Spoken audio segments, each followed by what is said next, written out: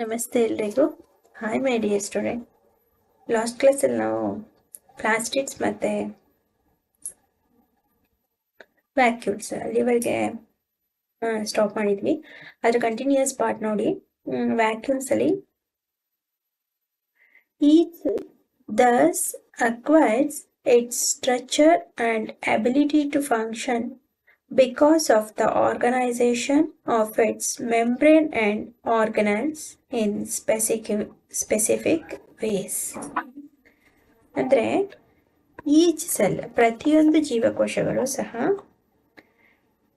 Acquires its structure and ability to function, ಏನು ಮಾಡ್ಕೊಳುತ್ತೆ, ತನ್ನ ಪೊರೆಗಳನ್ನು ಮತ್ತು ಕಣದಂಗಗಳನ್ನು ಏನು ಮಾಡುತ್ತೆ, functions because of the organisation of its membrane and organelles. Membrane mean ಕೋಶಪೊರೆ, ಆರ್ಗನಲ್ಸ್ ಅಂದರೆ ಕಣದಂಗಗಳು.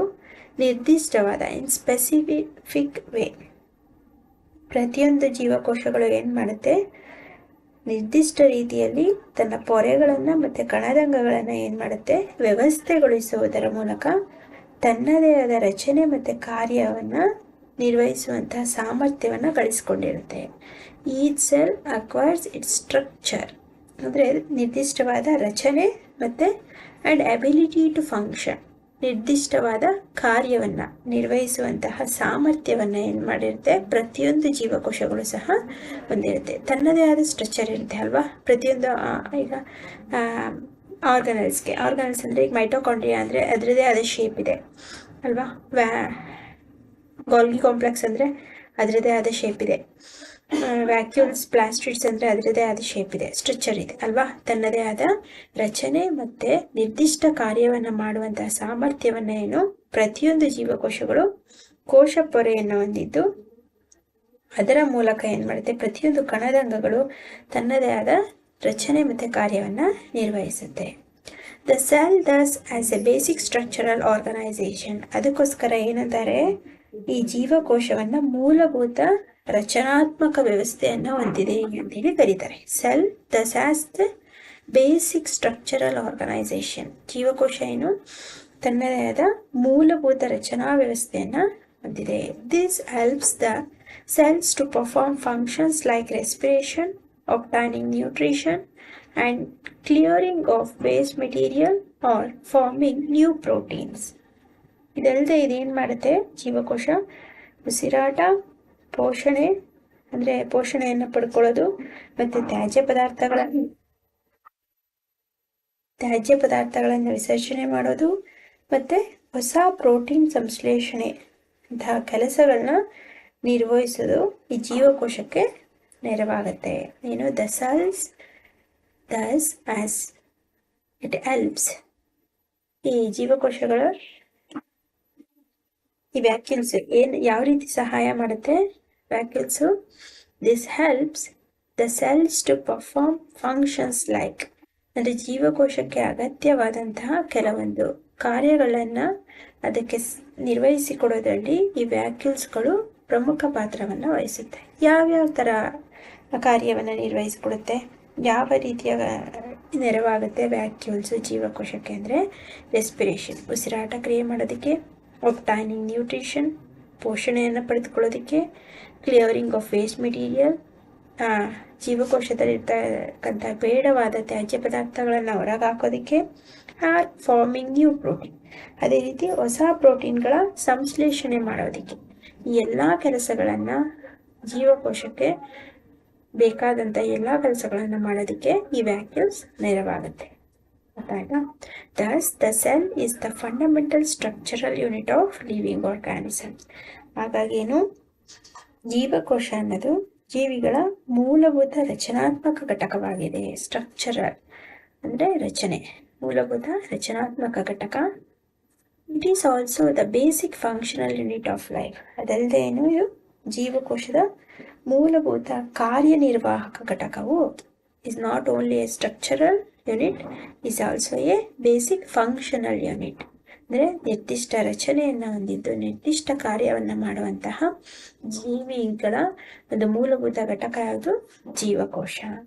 ಆಯ್ತಾ? So cell is the fundamental structural and functional unit of all living organism ಅಂತೇಳಿ ಹೇಳ್ಬೋದು. ಗೊತ್ತಾಯ್ತಾ? ಇದಿಷ್ಟು ವ್ಯಾಕ್ಯೂಲ್ಸ್ದು remaining uses. Next shall we go on cell division. Cell division ಅಂದರೆ ಏನು ಹೇಳಿ? ಕೋಶ ವಿಭಜನೆ ಯಾವ ರೀತಿ ಆಗುತ್ತೆ ಕೋಶ ವಿಭಜನೆ ಅಂತೇಳಿ ನೋಡೋಣ. New cells are formed in organisms in order to grow, to replace old, dead and injured cells. ಜೀವಿಗಳು ಬೆಳವಣಿಗೆ ಹೊಂದಬೇಕು ಅಂದರೆ the new cells are formed. ಹೊಸದ ಅಥವಾ ಜೀವಿಗಳು ಬೆಳವಣಿಗೆ ಹೊಂದಲು ಹಳೆಯ ಸತ್ತ ಮತ್ತು ಗಾಯಗೊಂಡ ಜೀವಕೋಶಗಳನ್ನು ಬದಲಿಸಲು ಇಲ್ಲಿ order to grow, to replace old ಅಂದರೆ ಹಳೆಯ, ಡೆಡ್ ಸತ್ತ, ಇಂಜ್ಯೂರ್ಡ್ ಸೆಲ್ಸ್ ಇಂಜ್ಯೂರ್ಡ್ ಅಂದರೆ ಗಾಯಗೊಂಡಂತಹ ಜೀವಕೋಶಗಳನ್ನು, and to form a gametes required for reproduction ಹಾಗೂ ಸಂತಾನೋತ್ಪತ್ತಿ. ರಿಪ್ರೊಡಕ್ಷನ್ ಅಂದರೆ ಸಂತಾನೋತ್ಪತ್ತಿಗೆ ಅಗತ್ಯವಾದಂತಹ ಲಿಂಗಾಣುಗಳನ್ನು, ಗೆಮೆಟ್ಸ್ ಅಂದರೆ ಏನು ಹೇಳಿ? ಲಿಂಗಾಣುಗಳನ್ನು ರೂಪಿಸಲು ಹೊಸ ಜೀವಕೋಶಗಳು ರೂಪುಗೊಳ್ಳುತ್ತೆ. ಆಯಿತಾ? ಹೊಸ ಜೀವಕೋಶಗಳು ನ್ಯೂ ಸೆಲ್ಸ್ ಆರ್ ಫಾರ್ಮ್ಡ್. ಯಾವ ರೀತಿ ಹೊಸ ಜೀವಕೋಶಗಳು ರೂಪುಗೊಳ್ಳುತ್ತೆ? ಜೀವಿಗಳು ಬೆಳವಣಿಗೆ ಹೊಂದಬೇಕಾದ್ರೆ ಹಳೆಯದಾಗಿರುತ್ತಲ್ಲ ಅದು ಸತ್ತೋಗಿರ್ತಕ್ಕಂತಹ ಜೀವಕೋಶಗಳು, ಗಾಯಗೊಂಡಿರ್ತಕ್ಕಂತಹ ಜೀವಕೋಶಗಳು ಇದನ್ನೆಲ್ಲ ಬದಲಾಯಿಸಿ ಸಂತಾನೋತ್ಪತ್ತಿಗೆ ಅಗತ್ಯವಾದಂತಹ ಗೆಮೆಟ್ಸ್ ಲಿಂಗಾಣುಗಳನ್ನು ರೂಪಿಸಲು ಮತ್ತು ಹೊಸ ಜೀವಕೋಶಗಳನ್ನು ರೂಪುಗೊಳ್ಳುತ್ತೆ. ಆಯ್ತಾ? The process by which new cells are made is called as cell division. ಈ ರೀತಿ ಹೊಸ ಜೀವಕೋಶಗಳು ಉಂಟಾಗುವ ಪ್ರಕ್ರಿಯೆಯನ್ನು ಏನಂತ ಕರೀತಾರೆ? ಕೋಶ ವಿಭಜನೆ. ವಾಟ್ ವಿ ಕಾಲ್ಡ್ ಆಸ್ ಕೋಶ ವಿಭಜನೆ. ಈ ರೀತಿ ಹಳೆಯ ಸತ್ತ ಗಾಯಗೊಂಡ ಜೀವಕೋಶಗಳೆಲ್ಲ ಬದಲಾಗಿ ಅವುಗಳೆಲ್ಲ ಹೊರಟೋಗಿ ಹೊಸ ಜೀವಕೋಶಗಳು ಉತ್ಪತ್ತಿ ಆಗುತ್ತಲ್ಲ, ಈ ಒಂದು ಪ್ರಕ್ರಿಯೆಯನ್ನು ನಾವು ಸೆಲ್ ಡಿವಿಷನ್, ಕೋಶ ವಿಭಜನೆ ಅಂತೇಳಿ ಕರೆಯೋದು. There are 2 main types of cell division. ಈ ಕೋಶ ವಿಭಜನೆಯಲ್ಲಿ 2 ವಿಧ. ಒಂದು ಮೈಟೋಸಿಸ್, ಇನ್ನೊಂದು ಮಿಯೋಸಿಸ್. ಒಂದು ಮೈಟೋಸಿಸ್ ಅಂತೇಳಿ, ಇನ್ನೊಂದು ಮಿಯೋಸಿಸ್ ಅಂತೇಳಿ. The process of cell division by which most of the cells divided for growth is called mitosis. The process of cell division. ಕೋಶ ವಿಭಜನೆ ಆಗ್ತಕ್ಕಂಥ ಸಂದರ್ಭದಲ್ಲಿ the most of the cell divides for growth. ಅದರಲ್ಲಿ ಕೋಶ ವಿಭಜನೆಯಲ್ಲಿ mitosis ಮತ್ತು meiosis ಎಂಬ 2 ವಿಧ. ಅದರಲ್ಲೇನು ಬೆಳವಣಿಗೆ ಹೊಂದಲು ಅಧಿಕ ಜೀವಕೋಶಗಳು ವಿಭಜನೆಗೊಳ್ಳುತ್ತಲ್ಲ, ಬೆಳವಣಿಗೆ ಆಗಬೇಕು. ಈಗ ನಾವು ಹುಟ್ಟಿದಾಗ ಹೇಗಿರ್ತೀವಿ ಹಾಗೇ ಇರಲ್ಲ ಮನುಷ್ಯರೆಲ್ಲ. ವರ್ಷದಿಂದ ವರ್ಷಕ್ಕೆ, ದಿನದಿಂದ ದಿನಕ್ಕೆ ನಮ್ಮ ದೇಹದ ಪ್ರತಿಯೊಂದು ಅಂಗಾಂಗಗಳು ಏನಾಗ್ತಿರುತ್ತೆ? ಬೆಳೀತಾನೆ ಹೋಗ್ತಾ ಇರುತ್ತೆ ಅಲ್ವಾ? ನಿರ್ದಿಷ್ಟ ನಾವು ಎತ್ತರ ತಲುಪೋವರೆಗೂ ನಮ್ಮ ಜೀವಕೋಶದ, ನಮ್ಮ ದೇಹದಲ್ಲಿ ಅಂಗಾಂಗಗಳು, ನಮ್ಮ ಎತ್ತರ, ನಮ್ಮ ತೂಕ ಎಲ್ಲವೂ ಬದಲಾಗುತ್ತೆ. ಅದೆಲ್ಲ ಯಾವುದರಿಂದ ಸಾಧ್ಯ? ಬೆಳವಣಿಗೆಯಿಂದ. ಆ ರೀತಿ ಬೆಳವಣಿಗೆಯನ್ನು ಹೊಂದಲು ಅಧಿಕ ಜೀವಕೋಶಗಳು ವಿಭಜನೆಗೊಳ್ಳುತ್ತಲ್ಲ, ಆ ಒಂದು ಪ್ರಕ್ರಿಯೆಗೆ ಏನಂತ ಕರಿತೀವಿ? ಮೈಟೋಸಿಸ್. Divide for growth. ಜೀವಕೋಶಗಳು ಯಾವುದಕ್ಕೋಸ್ಕರ ವಿಭಜನೆ ಆಗುತ್ತೆ? ಬೆಳವಣಿಗೆಗಾಗಿ. ಬೆಳವಣಿಗೆ ಹೊಂದಲು ವಿಭಜನೆಗೊಳ್ಳುವ ಪ್ರಕ್ರಿಯೆಗೆ ಏನಂತ ಕರಿತೀವಿ?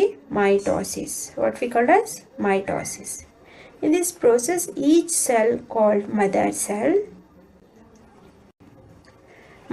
ಈ ಪ್ರಕ್ರಿಯೆಯಲ್ಲಿ ತಾಯಿ ಕೋಶ ಎಂದು ಕರೆಯಲ್ಪಡುವ ಈ ಒಂದು ಸೆಲ್ನ ಏನಂತ ಕರಿತೀವಿ? ಮದರ್ ಸೆಲ್ ಅಂತೇಳಿ ಕರಿತೀವಿ. ಮೈಟೋಸಿಸ್ನಲ್ಲಿ ಇಲ್ಲಿ ಕಂಡು ಬರುತ್ತಲ್ಲ, ಇದನ್ನು ಮದರ್ ಸೆಲ್ ಅಂತೇಳಿ ಕರಿತೀವಿ.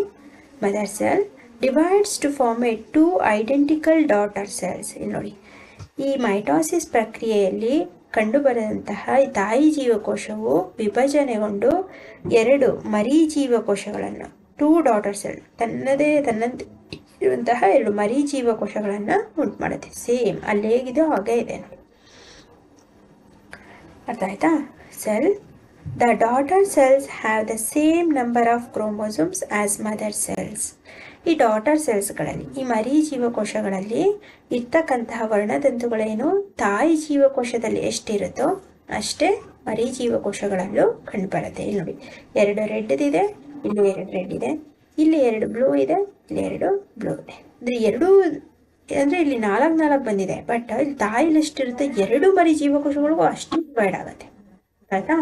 ತಾಯಿಯಲ್ಲಿ ಎಷ್ಟಿರುತ್ತೋ ಎಷ್ಟು ಮರಿ ಜೀವಕೋಶಗಳು ಉಂಟಾಗುತ್ತೆ. 2 ಮರಿ ಜೀವಕೋಶ ಇದ್ರೆ ತಾಯಿಯಲ್ಲಿ 4 ಇದ್ರೆ 4 ವರ್ಣತಂತುಗಳು ಪ್ರತಿಯೊಂದು ಮರಿ ಜೀವಕೋಶಗಳಲ್ಲಿ ಕಂಡು ಬರುತ್ತೆ. ಆಗ್ತಿದ್ಯಾ? The daughter cells have the same number of chromosomes as mother cell. It helps in growth and repair of tissues in the organism. ಈ ಮೈಟೋಸಿಸ್ನ ವಿಭಜನೆಯಿಂದ ನಮಗೆ ಏನು ಉಪಯೋಗ ಆಗುತ್ತೆ? ಹಾನಿಗೊಂಡಂತಹ, ಗೊತ್ತಾಯ್ತಾ, ದುರಸ್ತಿಗೊಂಡಂತಹ ಆ ಜೀವಕೋಶಗಳ ಮತ್ತೆ ಬೆಳವಣಿಗೆಗೆ ಸಹಾಯಕ ಆಗುತ್ತೆ. To helps to growth and repair of tissue in the organism. ಜೀವಿಗಳಲ್ಲೇನು ಅಂಗಾಂಶಗಳು, ದುರಸ್ತಿಯಾದಂತಹ ಜೀವಕೋಶಗಳ ಅಂಗಾಂಶಗಳ ಬೆಳವಣಿಗೆಗೆ ಈ ಮೈಟೋಸಿಸ್ ವಿಭಜನೆ ಸಹಾಯಕವಾಗಿದೆ. Specific cells of reproductive organs or tissues in animals and plants divide to form gametes. ಏನು? Specific cells of reproductive organs or tissues in animals and plants. ಪ್ರಾಣಿಗಳು ಮತ್ತು ಸಸ್ಯಗಳಲ್ಲಿನ ಸಂತಾನೋತ್ಪತ್ತಿ ಅಂಗಗಳು ಅಥವಾ ಅಂಗಾಂಶಗಳ ನಿರ್ದಿಷ್ಟ ಜೀವಕೋಶಗಳೇನಾಗುತ್ತೆ ವಿಭಜಿಸಿ ಡಿವೈಡ್ಸ್ ಟು ಫಾರ್ಮ್ ಗಮೆಟ್ಸ್, ಅಂದರೆ ಲಿಂಗಾಣುಗಳನ್ನು ಉತ್ಪತ್ತಿ ಮಾಡುತ್ತೆ, ರೂಪಿಸುತ್ತೆ. ಅದಾಯ್ತಾ? ಅಂದರೆ ಸಸ್ಯ ಮತ್ತು ಪ್ರಾಣಿಗಳಲ್ಲೇನು ಸಂತಾನೋತ್ಪತ್ತಿ ನಡಿಬೇಕಾದ್ರೆ ಅವುಗಳ ಟಿಶ್ಯೂಸ್ ಇರುತ್ತಲ್ಲ, ಟಿಶ್ಯೂ ಅಥವಾ ಆರ್ಗನ್ಸ್ ಆರ್ ಟಿಶ್ಯೂಸ್, ಅಂಗಾಂಗಗಳು ಅಥವಾ ಅಂಗಾಂಶಗಳು ಏನಾಗುತ್ತೆ ವಿಭಜಿಸಿ ಏನನ್ನು ಉಂಟು ಮಾಡುತ್ತೆ? ಗಮೆಟ್ಸ್, ಟು ಫಾರ್ಮ್ ಗಮೆಟ್ಸ್, ಲಿಂಗಾಣುವನ್ನು ರೂಪಿಸುತ್ತದೆ. Which after fertilisation give rise to offspring. ಈ ಲಿಂಗಾಣುಗಳೇನು ನಿಷೇಚನಗೊಂಡು ಹೊಸ ಸಂತತಿಯನ್ನು ಉಂಟು ಮಾಡುತ್ತೆ. Offspring, to give rise to offspring. ಈ ಫರ್ಟಿಲೈಸೇಷನ್ ಆದಮೇಲೆ ಹೊಸ ಸಂತತಿಯನ್ನು ಉಂಟು ಮಾಡುತ್ತೆ. ಯಾವ ರೀತಿ? See, they divide by a different process called a meiosis. ಇಲ್ಲಿ ಮೈಟೋಸಿಸ್ ಅಲ್ಲಿ ಹೇಗೆ ವಿಭಜನೆಗೊಳ್ಳುತ್ತೋ ಆ ರೀತಿ ಇಲ್ಲಿ ವಿಭಜನೆ ಆಗಲ್ಲ. ಇದು ಒಂದು ವಿಭಿನ್ನ ರೀತಿಯ ವಿಭಜನೆಯೊಂದಿಗೆ ಉಂಟಾಗುತ್ತೆ. ಅದನ್ನು ನಾವು ಏನಂತ ಕರಿತೀವಿ? Meiosis. The divide by different process. ವಿಭಿನ್ನ ರೀತಿಯ ವಿಭಜನೆಯೊಂದಿಗೆ ಏನು ಉಂಟಾಗುವಂತಹ ಈ ವಿಭಜನೆಯನ್ನು ಏನಂತ ಕರಿತೀವಿ? ಮಿಯೋಸಿಸ್ ಅಂತೇಳಿ ಕರಿತೀವಿ. ಏನಾಗುತ್ತೆ ಇಲ್ಲಿ? Which involves 2 consecutive divisions. When a cell divides by meiosis, it produces 4 new cells instead of just 2, which involves 2 consecutive. ಅಂದರೆ ಇಲ್ಲಿ ತಾಯಿ ಜೀವಕೋಶ ಇರುತ್ತಲ್ವಾ, ನಿರ್ದಿಷ್ಟ ಕೋಶಗಳು 2 ಬಾರಿ ವಿಭಜನೆ ಹೊಂದುವ ಮಿಯೋಸಿಸ್ ಕೋಶ ವಿಭಜನಾ ಪ್ರಕ್ರಿಯೆಯಲ್ಲಿ ಪಾಲ್ಗೊಳ್ಳುತ್ತೆ. 2 ಸತಿ ಡಿವೈಡ್ ಆಗುತ್ತೆ. ಇಲ್ಲಿ 1 ಸಲ ಡಿವೈಡ್ ಆದರೆ ಮೈಟೋಸಿಸ್ ಅಲ್ಲಿ, ಮಿಯೋಸಿಸ್ ಅಲ್ಲೇನು ಇಲ್ಲಿ 1 ಸಲ ಡಿವೈಡ್ ಆಗಿ ಮತ್ತೆ ಈ ಬಂದಂತಹ ಈ ಜೀವಕೋಶಗಳು ಮತ್ತೆ ಅಗೇನ್ ಡಿವೈಡ್ ಆಗುತ್ತೆ. 2 ಬಾರಿ ವಿಭಜನೆಗೊಂಡು ಏನಾಗುತ್ತೆ? ಒಂದು ಜೀವಕೋಶ cell divides meiosis, it's produces for A new cells. ಹೊಸ ಜೀವಕೋಶಗಳು ಉಂಟಾಗುತ್ತೆ. Instead of just 2. ಅದರಲ್ಲಿ ಬರುವಂಥದ್ದು ಎಷ್ಟು? ಒಂದ್ಸಲಿ ವಿಭಜನೆ ಆದಾಗ 2 ಜೀವಕೋಶಗಳು ಉಂಟಾಗುತ್ತೆ. ಆದರೆ the new cells only have of the number of chromosomes than that of the mother cells. ಈ 2 ಜೀವಕೋಶಗಳಿರುತ್ತಲ್ಲ, ಇದು ಎಗೈನ್ ಮತ್ತೆ ಜೀವಕೋಶಗಳಾಗಿ 4 ಮರಿ ಜೀವಕೋಶಗಳನ್ನು ಉಂಟು ಮಾಡುತ್ತೆ. ಆಯ್ತಾ? ಆದರೆ ಈ ಮರಿ ಜೀವಕೋಶಗಳಲ್ಲಿ ಬರ್ತಕ್ಕಂಥ ಪ್ರತಿಯೊಂದು ವರ್ಣತಂತುಗಳು ತಾಯಿ ಜೀವಕೋಶದಲ್ಲಿರ್ತಕ್ಕಂತಹ ಅರ್ಧದಷ್ಟು ವರ್ಣತಂತುಗಳನ್ನು ಮಾತ್ರ ಹೊಂದಿರುತ್ತೆ. ನೋಡಿ, ಇಲ್ಲಿ 2 4 ಇದ್ರೆ ಪ್ರತಿಯೊಂದು ಮರಿ ಜೀವಕೋಶಗಳು ಎಷ್ಟೆಷ್ಟನ್ನು ಹೊಂದಿದೆ? 2 ಆಫ್. ಇಲ್ಲಿ 4 ಇದ್ರೆ 2 ಇದ್ರೆ 1. ಆಯ್ತಾ? ಈ ಮಿಯೋಸಿಸ್ ಅಲ್ಲಿ ಏನಾಗುತ್ತೆ?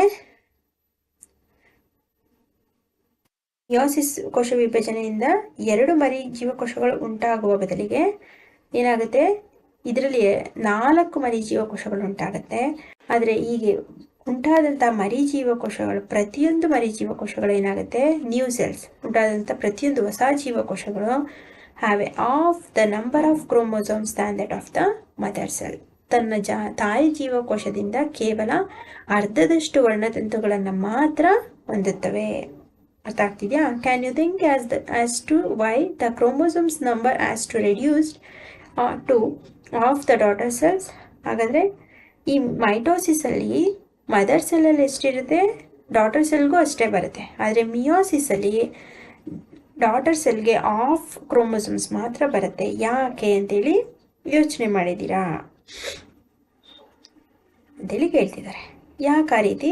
ಅರ್ಧದಷ್ಟು ತಾಯಿ ಕೋಶಗಳಲ್ಲಿ ಇರ್ತಕ್ಕಂಥ ವರ್ಣತಂತುಗಳಲ್ಲಿ ಅರ್ಧದಷ್ಟು ಸಂಖ್ಯೆ ವರ್ಣತಂತುಗಳನ್ನು ಮಾತ್ರ ಹೊಂದುತ್ತೆ. ಯಾಕೆ ಅರ್ಧದಷ್ಟು ಆಗುತ್ತೆ ಅಂತೇಳಿ ಇದನ್ನು ನೀವು ಹೈಯರ್ ಕ್ಲಾಸಲ್ಲಿ ಇದ್ರ ಬಗ್ಗೆ ತಿಳ್ಕೊಳ್ಳೋಣ ಅಂತ. ಅಂದರೆ ಈಗ ತಾಯಿಯಿಂದ ಅರ್ಧದಷ್ಟು ವರ್ಣತಂತುಗಳು ಬರುತ್ತೆ, ಇನ್ನು ತಂದೆಯಿಂದ ಅರ್ಧದಷ್ಟು ವರ್ಣತಂತುಗಳು. ಅದನ್ನು ನೀವು ನೆಕ್ಸ್ಟ್ 10th ಸ್ಟ್ಯಾಂಡರ್ಡಲ್ಲಿ ಇದ್ರ ಬಗ್ಗೆ ಬ್ರೀಫಾಗಿ ಎಕ್ಸ್ಪ್ಲನೇಷನ್ ತಿಳ್ಕೊಳ್ತೀರಂತೆ. ಇಷ್ಟರಲ್ಲಿ ಇದಿಷ್ಟು ವ್ಯಾಕ್ಯೂಲ್ಸ್ ಮತ್ತು ಸೆಲ್ ಡಿವಿಷನ್ ಬಗ್ಗೆ. ನಿಮ್ಗೇನಾದರೂ ಡೌಟ್ಸ್ ಇತ್ತು, ಅರ್ಥ ಆಗಲಿಲ್ಲ ಅಂದರೆ ಅದನ್ನು ಡಿಸ್ಕ್ರಿಪ್ಷನಲ್ಲಿ ಹಾಕಿ ಆ್ಯಂಡ್ ಕಮೆಂಟ್ ಮಾಡಿ. ಓಕೆ ಮೈ ಡಿಯರ್ ಸ್ಟೂಡೆಂಟ್, ಇಲ್ಲಿಗೆ ಈ ಲೆಸನ್ ಮುಗಿಯುತ್ತೆ. ಆ್ಯಂಡ್ ಈ ಲೆಸನ್ ಮುಗಿದ್ಮೇಲೆ ಪ್ರತಿಯೊಬ್ಬರು what you have to learn in this lesson, ಈ ಪಾಯಿಂಟ್ಸ್ನ ಕಂಪಲ್ಸರಿ ಎಲ್ಲರೂ ಓದಲೇಬೇಕು. ಯಾಕೆಂದರೆ ಟೋಟಲ್ ಫುಲ್ ಈ ಲೆಸನಲ್ಲಿ ಇರ್ತಕ್ಕಂಥ ಕಂಪ್ಲೀಟ್ ಸಮ್ಮರಿ ಪಾಯಿಂಟ್ಸಲ್ಲಿ ಕೊಟ್ಟಿರ್ತಾರೆ.